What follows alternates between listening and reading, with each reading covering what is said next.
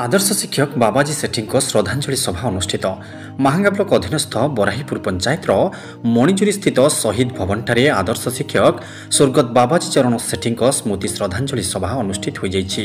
सुसाहित्यिक तथा महिमा धर्म गवेषक डॉक्टर एकादशी प्रधान सभापतित्व में अनुष्ठित हो जाइछि। प्रथमे स्वर्गत सेठी फटोचित्र रे अतिथि माने पुष्पधूप प्रदान करिबा परे परे सभा कार्य आरंभ करा जाइतिला। स्वर्गत आत्मार सद्गति पई 2 मिनिट नीरव प्रार्थना परे नाम भजन करा जाइतिला। वरिष्ठ सेवा मंचर आवाहक नलिनीकांत नायक प्रारंभिक सूचना प्रदान करथिबा बेले अरखित प्रधान रसराज कवि वीरकिशोर स्वाई अवसरप्राप्त प्रधान शिक्षक पूर्णचंद्र नायक प्राक्तन प्रधान शिक्षक डॉक्टर भावग्राही राउत शिक्षक गौतम चरण राय चौधरी शिक्षक राजकिशोर जेना कवि अक्षय कुमार खटुआ भाग्यधर राउत फकीर चरण साहू विजय कुमार नायक उपेन्द्र मंगराज प्रमुख स्वर्गत सेठी जीवनी उपरे आलोचना करथिले। कवि तथा सांबादिक विजय कुंवर कविता माध्यम स्मृतिचारण करथिले। शेषरे तांकर सहपाठी और अंतरंग बंधु डॉक्टर जनार्दन राउत समस्त को कृतज्ञता जणाइथिले। एही श्रद्धांजलि सभारे आखपाख अंचलर बहु बुद्धिजीवी और जनसाधारण जोग देइथिले। मु डॉक्टर जनार्दन राउत जे कि स्वर्गत बाबाजी चरण सेठींकर मु जणे तांकर संग आ तांकर देहांत परे परे जे शोक सभाटी एठारे अनुष्ठित होला बहु प्रतिष्ठित व्यक्तित्व एठारे उपस्थित थिले। जणे आदर्श नीतिनिष्ठ शिक्षाविद भाव में बाबाजी चरण सेठींकर प्रशस्ति रही। से मो ग्राम तथा अन्य ग्राम जो जेकोसी स्थान शिक्षकता करछंती केवल पिलामानकु शिक्षा न दे से जणे आदर्श छात्र आदर्श गृहकर्ता किपरि भविष्य हेबे से विषय तांकर थिला प्रेरणा शिक्षा एवं सब किछि।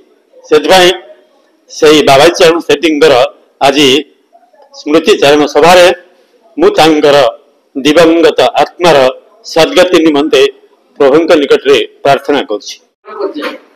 मु डॉक्टर एकादशी प्रधान महिमा धर्म गवेषक विशेष भाव में आम जो वयोज्येष्ठ व्यक्ति विशेष माने गोटे शहीद भवन आम श्रद्धांजलि सभा करूँ। आज हूँ जड़े आदर्श शिक्षक बाबाजी सेठींकर श्रद्धांजलि सभा। ये सभारे आम आज जोगदे निजक धन्य मन करुँ। जो गोटे भाईचारार संपर्क रही आम आज श्रद्धांजलि कर गुणगान करने सहित आत्मार सद्गति प्रभु पाखे प्रार्थना कलु।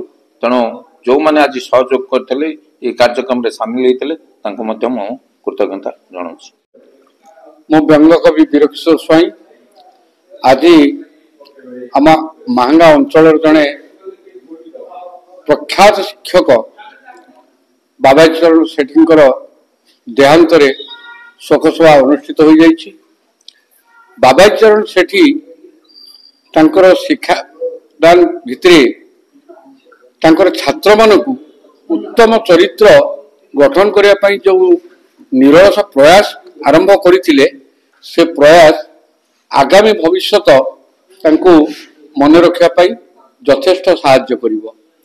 से केवल जड़े शिक्षक ता नुहे बरं महांगार साहित्य संस्कृति को आगु नवाई जो कार्यक्रम सब करा जाए से अग्रणी भूमिका ग्रहण करथिले। वास्तव रे आज तांकर वियोग रे आमे मर्माहत दुखित तांकर आत्मार सद्गति मो कामना करुछि। महांगारू विजय कुंवरंक रिपोर्ट निर्माण लाइव।